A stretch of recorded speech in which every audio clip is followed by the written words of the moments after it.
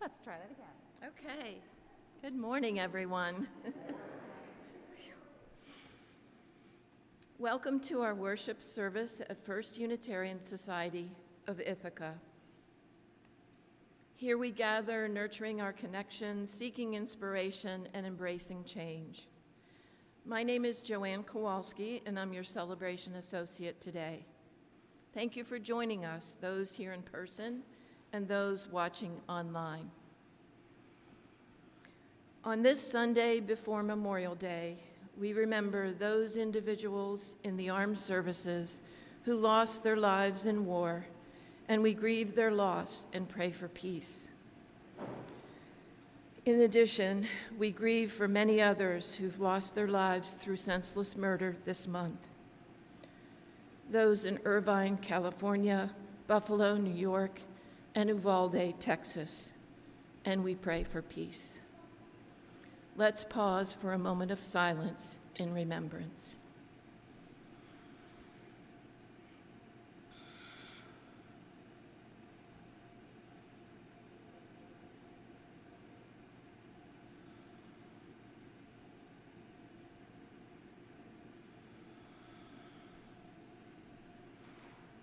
For those looking for connections within our congregation and the surrounding community, please check our website for more information. To receive updates describing opportunities for engagement, please email a request to office@uuithaca.org. If you are a newcomer, we extend a special welcome to you and invite you to visit our website and complete a newcomer form on the homepage. You can also visit our engagement and outreach table in the adjacent parlor after the service. Everyone is welcome to join us after service for coffee hour for a time of connection. Our service this morning is being live streamed from our sanctuary in downtown Ithaca and will be available for later viewing on our YouTube channel. There are several announcements this morning. We have a limited number of paper copies of the annual report in the church office for those who would prefer a hard copy instead of the electronic version that was sent out last week.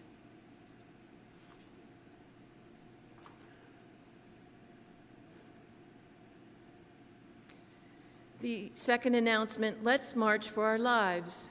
The national organization March for Our Lives is holding a second march to end gun violence on Saturday, June 11th at noon. Their first march in 2018 was one of the largest youth-led protests in U.S. history. A group from First Unitarian attended the Ithaca March for Our Lives rally that year with our banner. If you would like to participate in a First Unitarian group to the local event on the Ithaca Commons the same day, June 11th, or if you are going to DC and would like to meet up with other congregants there, please contact Sarah Catterall at sarah.catterall, CATTERALL, @gmail.com. And now for a few introductions about our guests. Our guest musician today is Samuel Smith. He's a student of our music director, Stephanie Ortolano. Samuel is a homeschool student graduating from high school this year. He is preparing for a senior recital on both piano and organ, which will be held here at FUSIT later in June. I'm also happy to introduce Jonathan Lunine, who is joining us for today's service. Jonathan is interested in how planets form and evolve, what processes maintain and establish habitability, and what kinds of exotic environments might host a kind of chemistry sophisticated enough to be called life. He pursues these interests through theoretical modeling and participation in spacecraft missions. He is co-investigator on the Juno mission, now in orbit at Jupiter, using data from several instruments on the spacecraft and on the MISE instrument for the Europa Clipper mission. He is on the science team for the James Webb Space Telescope, focusing on characterization of extrasolar planets and Kuiper Belt objects.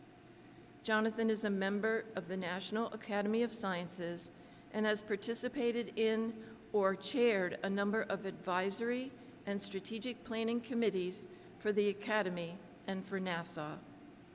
We'll hear from Jonathan shortly. And now Liz Einstein is going to help us with our chalice lighting.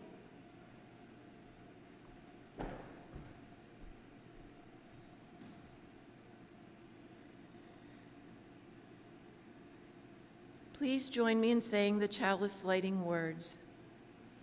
We light this chalice for the warmth of love, the light of truth, and the energy of action. Thank you, Liz. It was on March 19th, 1922, that Anna Botsford Comstock delivered a sermon in this church and spoke on the naturalist's approach to God, where she stated, "I had always been associated with scientists who dealt reverently with God's truths, and I believe that no one who had not studied some science was fitted to understand the greatness of the Creator." Please join me in singing hymn number 330, "The Arching Sky of Morning Glows." Oh.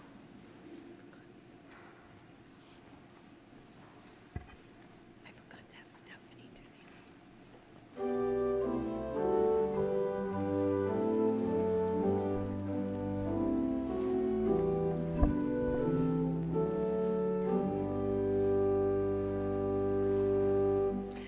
The arching sky of morning glows like frescoes high in vaulted rows. The ragged hills of greening spring, like chorus masters bid us sing. The colors of our contoured land, no artist born could hew as grand, but contours of the human heart, so groundings are for every art. Whenever sounds of sacred sigh beneath this gable of the sky, the forms of art and spirit blend, by craft and morn our hearts transcend.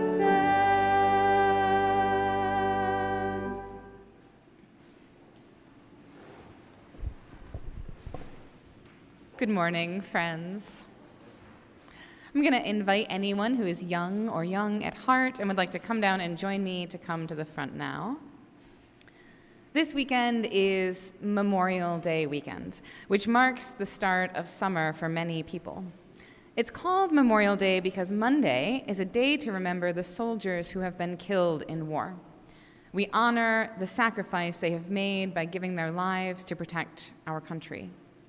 But memorials aren't only created for those who have died in war. We honor all we have lost, whether they are family members, friends, pets, or even strangers. And we do this in many different ways, by placing flags, by having celebrations of their lives, by making art, by protesting, by making a donation, by planting flowers or trees. We all find ways to cope with the grief that comes with loss. Let's open up our Wonder Box now and see what's inside. I'm gonna turn it around. What have you got? Can you go ahead and grab one? There's a bunch of different colors. You can grab two if you want. My friends here found some packets of Model Magic. If anyone else would like one, you can come up and grab one. And you can go ahead and open those up. It's all right, you can go ahead and open them right up where you are. So I'm going to invite you, as I tell my story, to create something with your clay that helps you to honor someone who is no longer with us. It could be something that reminds you of them, something that simply helps when you are feeling sad and missing them or feeling grief at their passing. It could even be in honor of those that we may not have known personally, but whose death has touched us in some way. I'm going to share with you now the story of Atsuki, a young Japanese traveler who blessed this community with their presence years ago for too brief of a time. The story was recorded by Ellen Alexander, and there are copies of the book she made upstairs in our library. One day, a new family appeared at church. There was a mother, a father, a daughter, and a little brother. They were very friendly, and they had come to Ithaca from Japan, where the father, Shinji, was a teacher at university. The little boy's name was Atsuki, which in Japanese means a strong, sturdy tree. But unlike a tree, Atsuki would never grow big and strong. Atsuki would never be able to walk or talk or even sit up by himself. He was born with a kind of sickness that can never be cured. Although he was 4 years old, he needed someone to care for him every minute of every day. In Japan, the family had lots of help caring for Atsuki. There were aunts, uncles, grandparents, neighbors, and friends who all came to help. Even though Atsuki's sickness made life challenging, they were a happy family and loved one another very much. When the opportunity came for Shinji to study here at Cornell University for a year, the family was very excited. Soon after arriving, they were introduced to the people of the First Unitarian Church of Ithaca. We didn't have the Universalist in our name then. On Sundays, Atsuki and his parents became a familiar sight in the church parlor. Although English was not her native language, Atsuki's mother, Amiko, always had a cheerful smile for everyone as she sat with Atsuki on her lap. Atsuki had special exercises that his doctors taught his family to do for him to keep his body from getting stiff.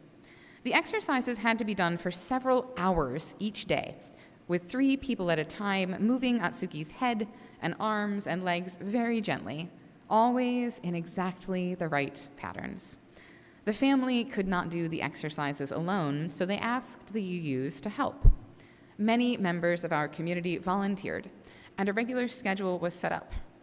Every day, 4 or 5 people visited the house. They were trained very carefully by Atsuki's family to do the exercises perfectly so that it wouldn't hurt him. Help also came from other Japanese families in Ithaca and the Special Children's Center. Atsuki soon began responding to the attention. Some volunteers saw him laugh. Others say they saw him try to turn himself over. Close friendships were formed between the family and our UU community. The volunteers loved Atsuki, who had become so much a part of their lives. One told Shinji, "He's so cuddly, just like a little bear." Shinji didn't know what the word cuddly meant, so asked the woman, and she hugged Atsuki tight and said, "It's like this. You want to cuddle teddy bears and little babies." "Ah," Shinji replied, "kawaigara." The family was happy in Ithaca, but they also wanted to see more of the United States while they were here, so they visited many places. During one of their travels, Atsuki began to have trouble breathing. Atsuki died in a hospital on the way home to Ithaca. A memorial service was held here at our church. People gathered and, one at a time, placed a white chrysanthemum flower in front of Atsuki's picture. Even with their grief, the family and community was able to see the good that his life had brought, that in caring for this child, they had learned more about caring for one another. Reverend Taylor, the minister, spoke these words about love. "Surely this has been Atsuki's gift to us. He taught those who fell within his life to love more deeply, to care more competently, and to know themselves more thoroughly than we dreamed possible. Because he lived, new depths of understanding have been realized, and he revealed truths within all who drew near, which they never knew. All those who stood by him, who cared for him, who loved him, have found within themselves new qualities of life, which would have remained hidden had Atsuki not been their teacher. From this small boy, there came insights which the wisest counselor could never have explained. Atsuki's grandmother, a member of the Buddhist faith, came from Japan for the service. In the small garden behind the church, she led the family in a Buddhist chant for Atsuki. In this same garden, Atsuki planted a Japanese cherry tree as a gift to the church. The family hoped that the sturdy young tree would blossom and grow tall, and that its beauty would remind people of Atsuki and the love they had shared. Thank you for sharing this story, this remembering of a young person whose life graced this community. This tree still stands before our building and has grown sturdy and strong. A wonderful memorial to a life lost but not forgotten. As we continue to navigate our way through this world where the losses can sometimes feel overwhelming, I hope that you are able to take solace in the ways in which we memorialize those that have left us, in the way that their love lives on, in the art we make, the poems that fall from our lips, the flags we wave, the causes we champion, and the trees that bloom each spring.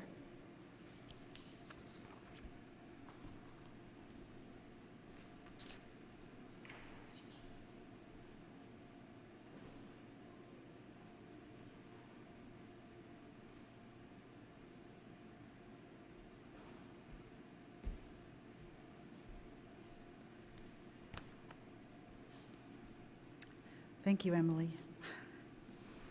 It's been a hard week, and I'm really glad to be here. I just want to send out love to all the people sending their children to school, to the teachers that are there, to myself as the parent of a teacher. Thank you for being here. In a spirit of reverence, love, and care, we take time now to bear witness to some of the joys and sorrows of our community. If you have a joy or sorrow you would like to have shared, please send them to joysandsorrows@uuithaca.org by 9 o'clock on Sunday. And bear in mind that our service is live streamed when you consider the private nature of these joys. We want to share these events that call for our prayers, support, our praise, and celebration. The first one is Jane MacArthur is having surgery on June 2nd as her first step in her treatment for breast cancer. She will appreciate cards for surgery and calls after the first week. Our thoughts and best wishes go with her during surgery and recovery.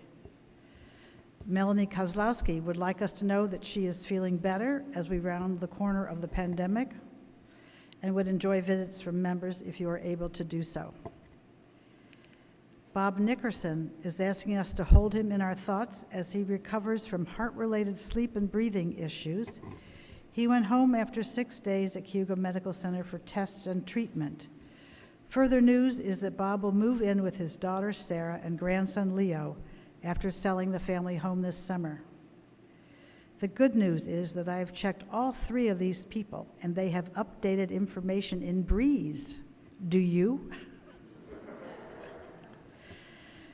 Our appreciations are great this week, especially for the work of Tim Ball, Rush Sharif, and Steve Doria, who have spent many hours at the control console to make the hybrid services and meetings work.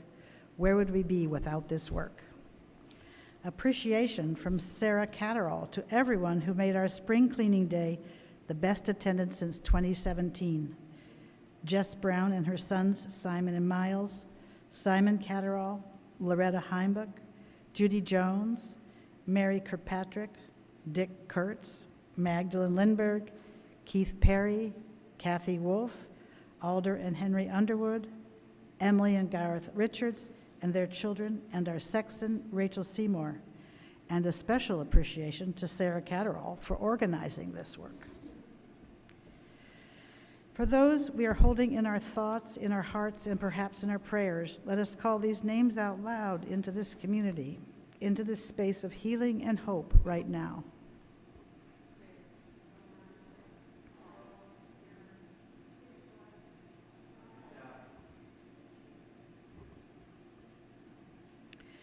We extend loving kindness to all in our world, and let us not forget to extend loving kindness to ourselves. Today, tomorrow, and beyond, may our hands be outstretched in loving kindness. And let us keep showing up to our lives and each other with an open heart, no matter what. Love and courage to us all. Blessed be.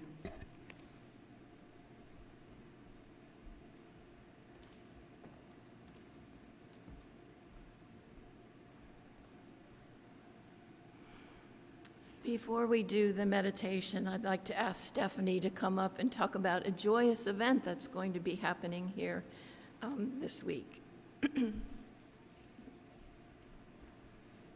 Thanks, Joanne. So as you know, the Ithaca Festival is back this year, which means the Ithaca Festival Parade is back. We will be marching in the parade on Thursday evening at 6 o'clock.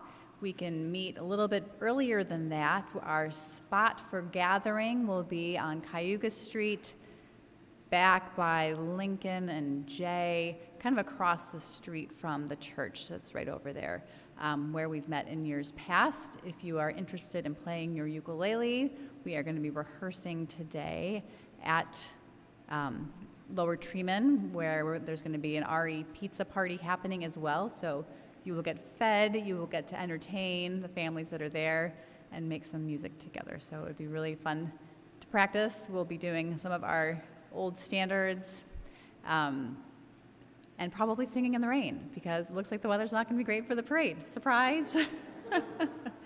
And we still need volunteers to table at the Ithaca Festival itself on Friday, Saturday, and Sunday. There are sign-ups online and in the parlor with Angela at the table.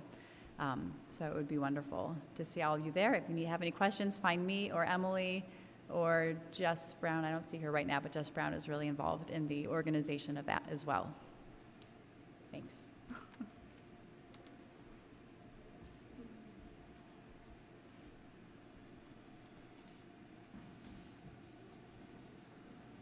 Our meditation this morning is from Carl Sagan. Our planet is a lonely speck in the great enveloping cosmic dark. In our obscurity and all this vastness, there is no hint that help will come from elsewhere to save us from ourselves. Each week, we take an offering to sustain the important ministries and programs of this congregation and its presence in Ithaca. Sorry? Oh, sorry. Yeah. Ahead and behind, I don't know.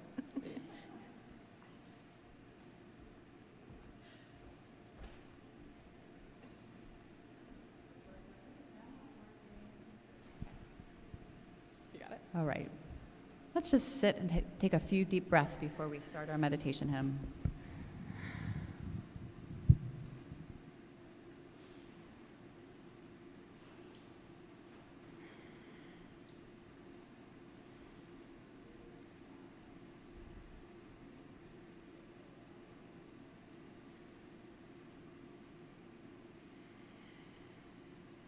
This is our final Sunday in our month where our theme has been beauty. And once again, we're going to sing the beauty chant by local musician Jody Kessler. Beauty before me, beauty behind me, beauty beneath me, and beauty above, beauty beside me and all around me, beauty encircle me with love, beauty before me, beauty behind me, beauty beneath me,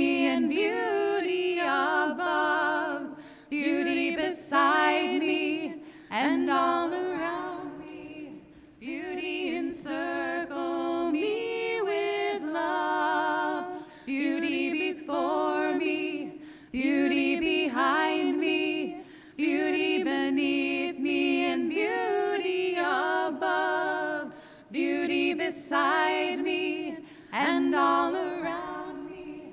Beauty encircle me with love. Beauty before me, beauty behind me, beauty beneath me, and beauty above.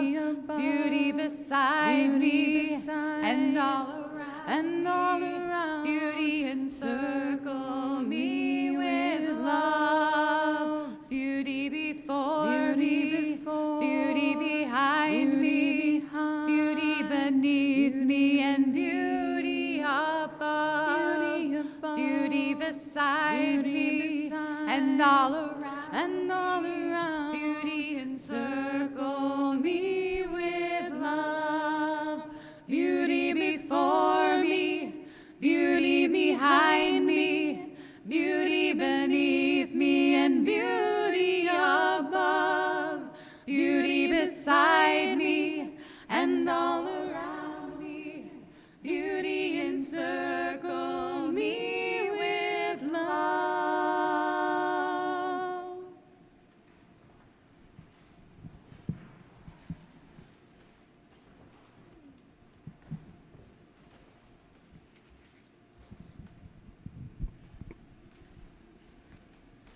Okay, take two. Each week, we take an offering to sustain the important ministries and programs of this congregation and its presence in Ithaca.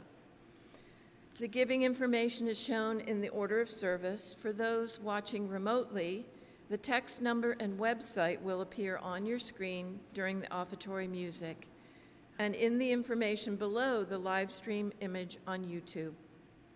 Giving to the plate is important.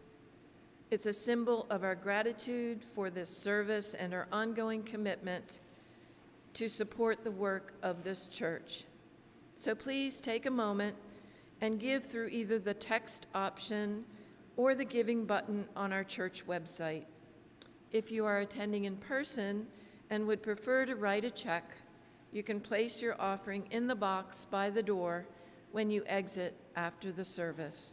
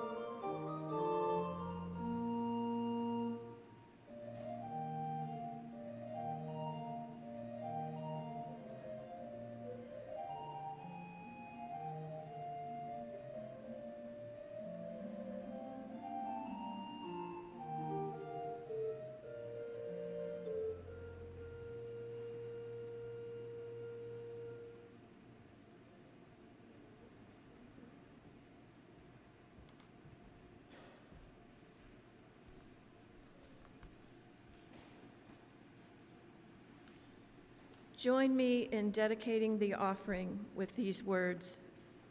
May these gifts bring about connection, inspiration, and engagement within these walls and beyond. The reading this morning, A Transformative Spiritual Relationship with the Divine, is by Ian White Mayer. This is an excerpt from an essay in Turning Point, where he is referring to a congregation in Brooklyn, New York, called Original Blessing.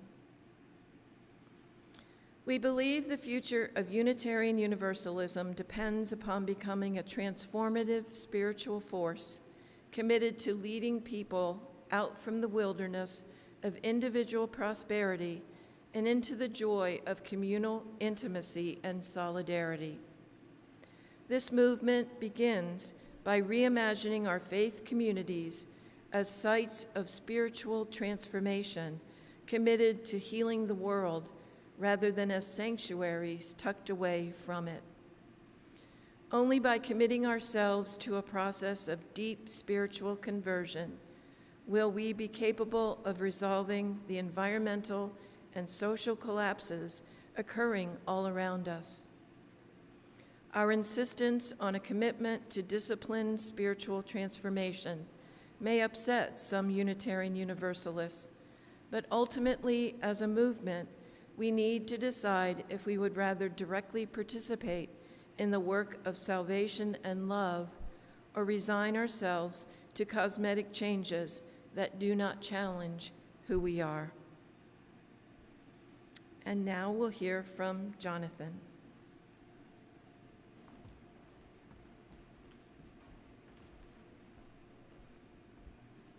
Morning, everyone. I'm Jonathan Lunine. I'm a professor of astronomy at Cornell University and chair of the department. Had I known that my biography was going to be read out loud in its entirety, I would have shortened it to something like, he studies planets.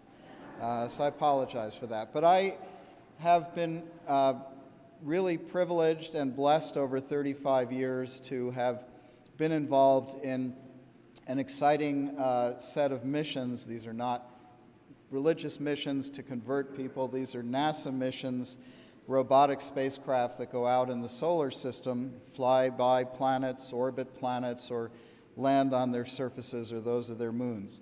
I started with Voyager Neptune, a spacecraft that flew past Triton, a moon of Neptune that, despite being only 30 or 35 degrees above absolute zero, has nitrogen-driven geysers on its surface.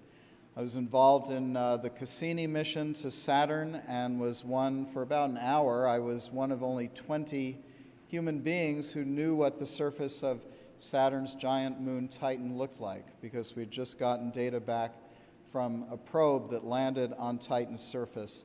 And there were 20 of us, and eventually we had to let the rest of the world in. But for that hour, it was kind of fun.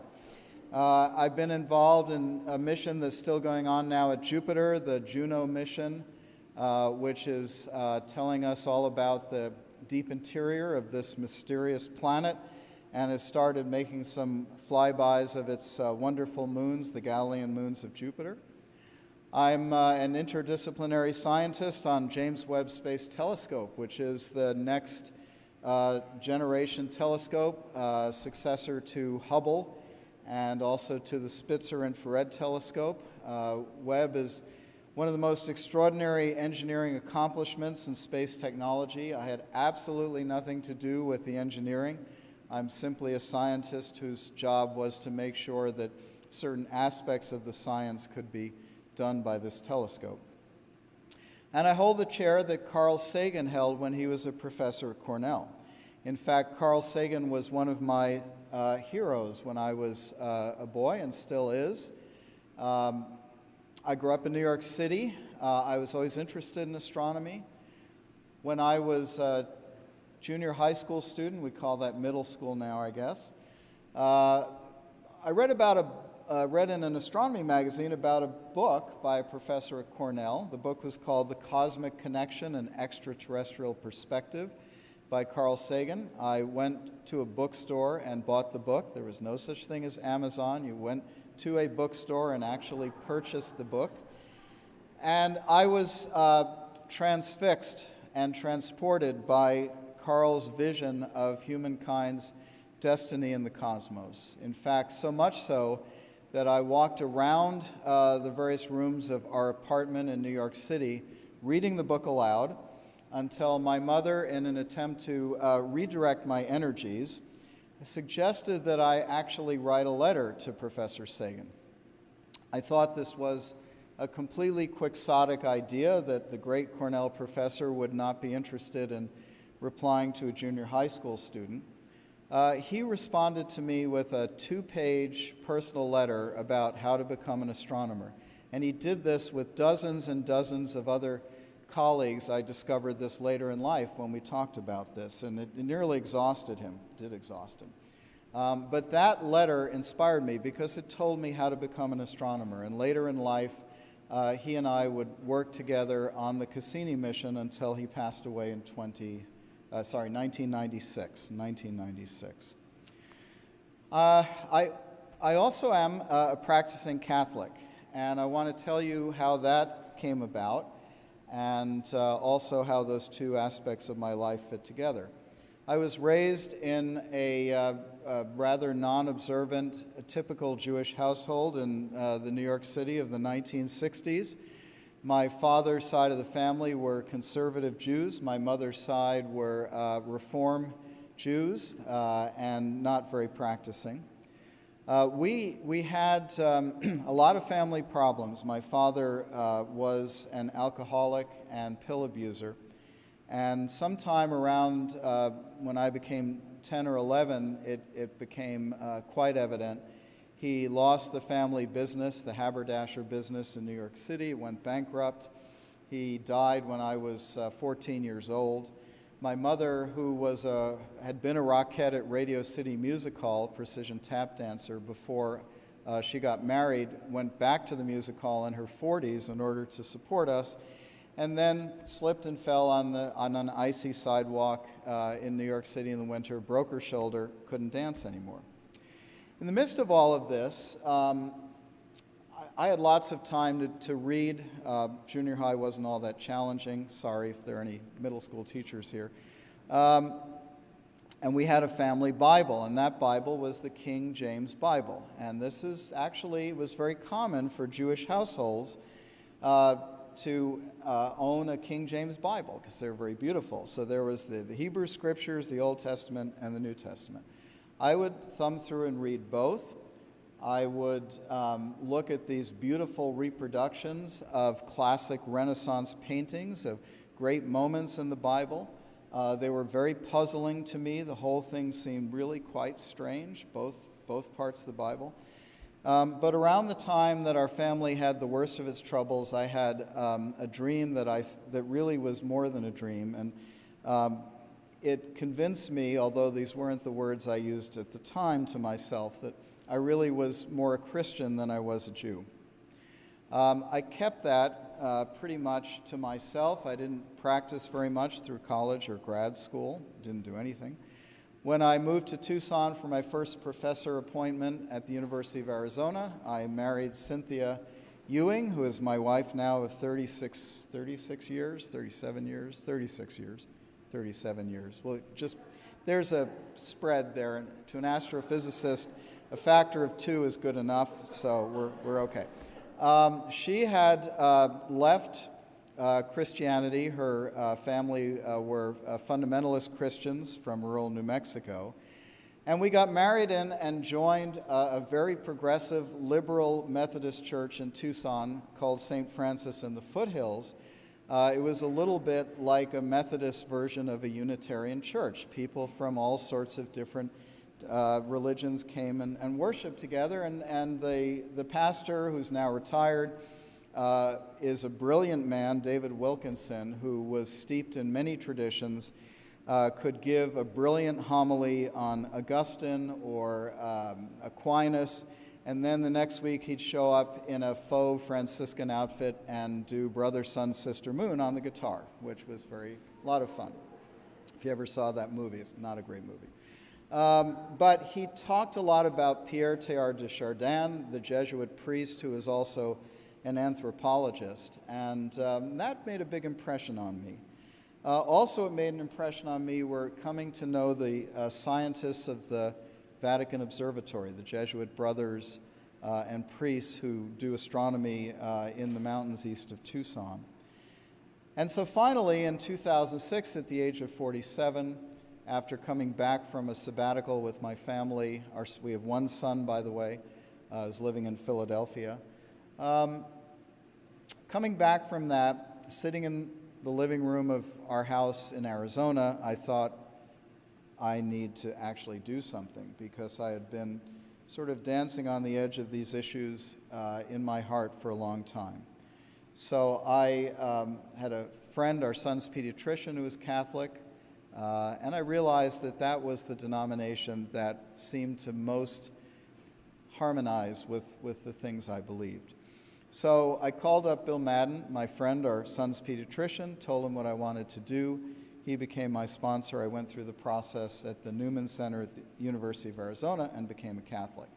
I didn't do much about that after that conversion, but then looking at the question of the pressures that students who do have some religious faith often go through at universities, I helped to found with a colleague of mine at the University of Delaware an organization called the Society of Catholic Scientists, which has now 1,300 members, and it witnesses to the harmony of science and faith. We don't do politics, we do science and faith.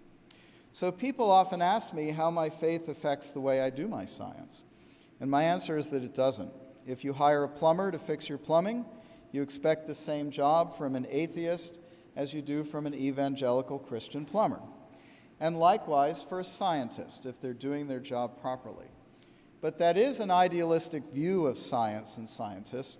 The physicist Paul Davies, who is a wonderful fellow, very imaginative, I was able to spend a week with him at a conference some years ago, wrote in a book entitled Cosmic Jackpot. That's an unfortunate title, but it's a great book.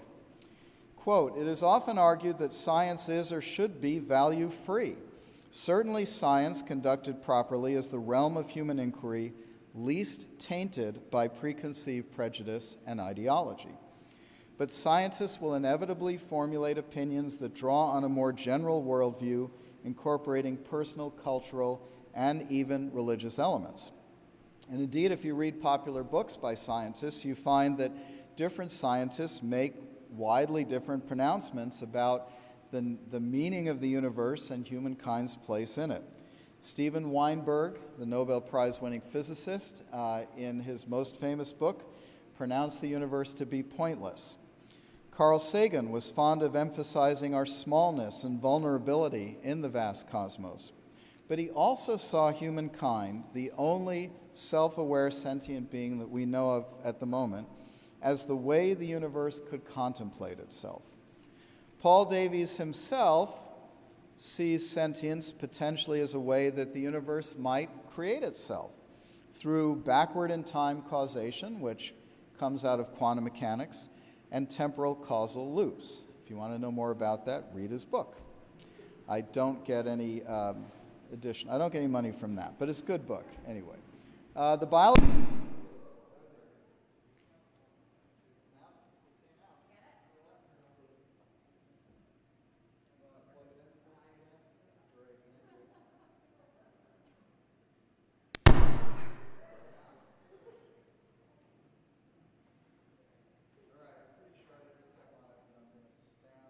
Okay. All right, well away from the wire. All right, where were we? Okay, so now we're going to an atheist, which is why there was a big explosion. So the biologist Jerry Coyne denies that free will is anything other than an illusion. On the other hand, the physicist Stephen Barr has argued that quantum mechanics allows for free will if you are part of the Copenhagen school of how quantum mechanics works. On the other hand, if you're part of the hidden variable school of how quantum mechanics works, then in fact quantum mechanics is completely deterministic and there is no free will. The late physicist Freeman Dyson asserted that mind and intelligence are woven into the fabric of our universe in a way that altogether surpasses our comprehension, and that God, in fact, is an enormous mind that we cannot comprehend. So I think you get the sense that in terms of their philosophy and theology, scientists are hardly a homogeneous bunch of materialists.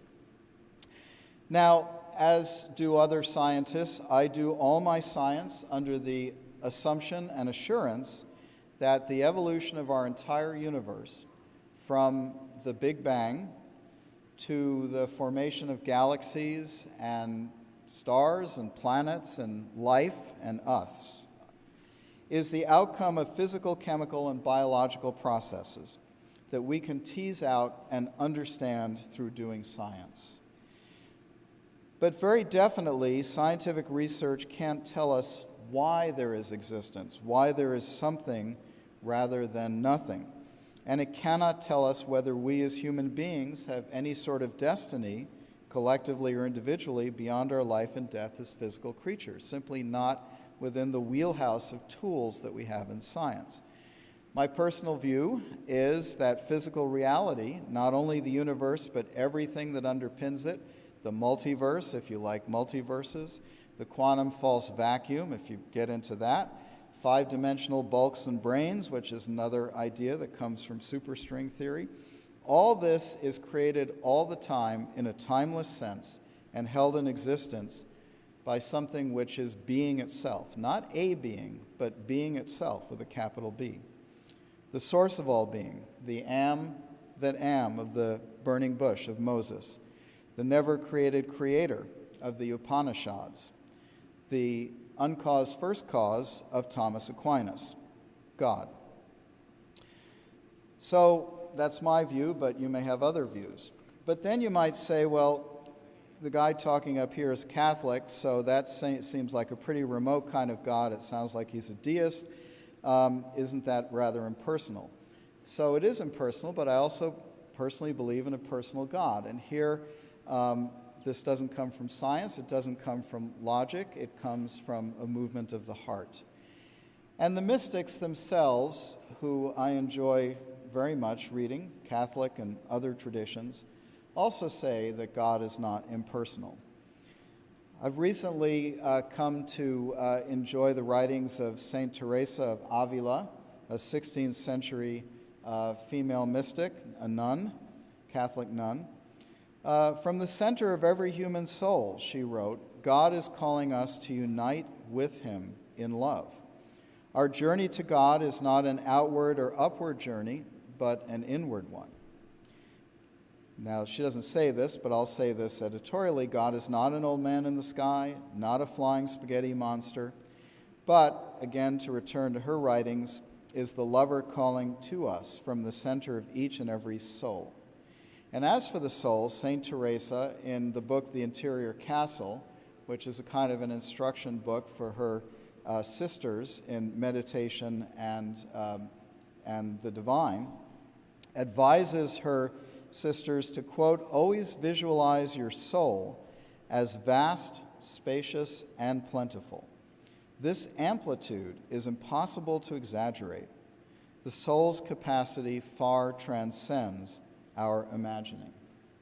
And I'm very happy to side with a 16th century female mystic nun over and above Richard Dawkins and Sam Harris and some of the other atheists, let's say, who write that there is no soul, that there is no God, and so forth. To which I'll add, by the way, like me, St. Teresa's family, her grandfather at least was Jewish, and so I feel some affinity. So was the family of John of the Cross, who was a contemporary of hers. The difference was that her grandfather was forcibly converted to Catholicism. I did my conversion voluntarily. So back to science. Science is universal. It's transformed the world. Science, according to the biologist Jerry Coyne again, is a sophisticated form of common sense. It's an exquisitely tuned, exquisitely Baroque way of finding out stuff about the universe, the same way a mechanic, plumber, or engineer finds out stuff. It's universal. It can be done by anyone, regardless of their social or individual identity. It transcends national and cultural boundaries. And the results of science, what has been learned over the past few centuries about life, worlds, and the universe, are truly amazing and a cause for wonder. And that wonder can turn to joy. In the words of the 20th century Catholic philosopher Joseph Piper, the joy that accompanies wonder is the joy of the beginner, of the mind and spirit that is always open to what is fresh, new, and as yet unknown. That's the Buddhist beginner mind. The Catholic priest and pioneering cosmologist Georges Lemaitre, the originator of the Big Bang model in the 1930s, said that science is beautiful. It deserves to be loved for itself, as it is a reflection of God's creative thought. In closing, I shared my personal journey of science and faith not as a prescription for anyone, but simply as my story. My own conversion, my life journey, was a process that began when I was a teenager. It's still going on. It opened me in the way I approach others, although that's still a work in progress. It introduced me to ideas, ancient and new, that give me pleasure to think about. It introduced me to the great mystics that I can meditate on and join with when I'm in the right spirit. It gives me a community by which to connect to the divine in a way that resonates personally with how my mind and heart work. But each of our journeys is a different one. Your mileage may vary, as they say. So how is it possible to respect each other or even to walk together on our very different journeys in life as fellow scientists or, more generally, fellow human beings when, for example, you might regard what I've just told you as naive or infantile or misguided or even infuriating, which is okay. We're never going to agree, so what is left? Well, what is left is love. And it is, I know, difficult to talk about love in this time when we can't even pass laws to protect our children and everyone else from gun violence, and we have to live in fear. But it is all love. And I can put it in a cosmic context because one of my favorite movies is Interstellar, which is a tour de force of relativistic astrophysics, but it's also about love. Anne Hathaway's character, an astronaut, when lost light years from the Earth, says that love is the one thing we're capable of perceiving that transcends dimensions of time and space. I think that's true. On the human scale, Jesus of Nazareth taught by example what it means to love others, by healing, teaching, sharing of physical and spiritual goods, table fellowship, and ultimately self-sacrifice. And he told his disciples to love one another. In the Gospel of John, he says, "As I have loved you, that you also love one another." Let that be so.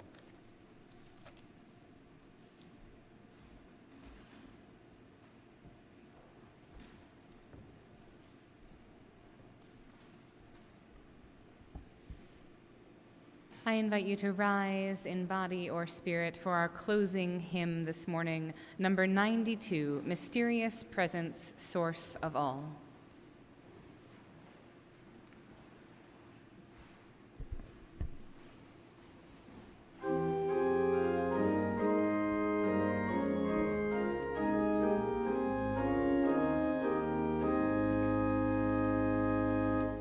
Mysterious presence, source of all, the world without, the soul within, thy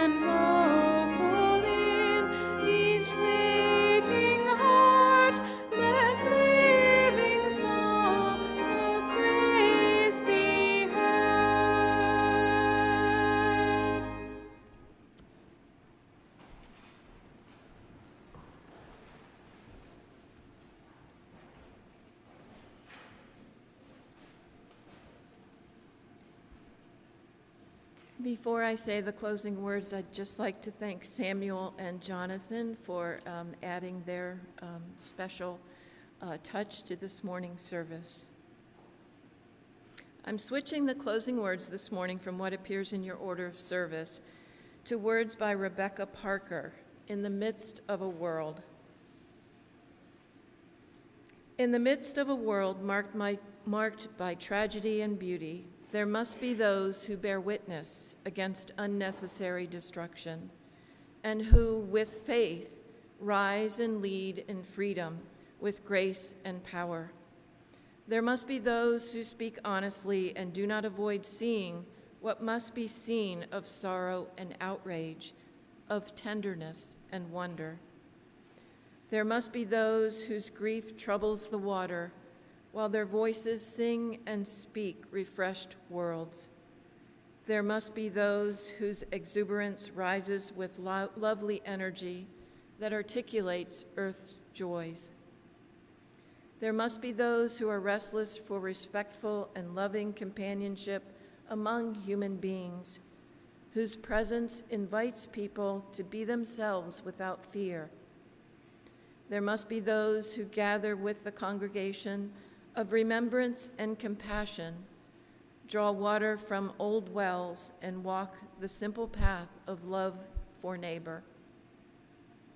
And there must be communities of people who seek to do justice, love kindness, and walk humbly with God, who call on the strength of soul force to heal, transform, and bless life. There must be religious witness. As we extinguish the chalice, we gather the warmth of love, the light of truth, and the energy of action into our hearts and carry it forward into the dawning day. Go now in peace.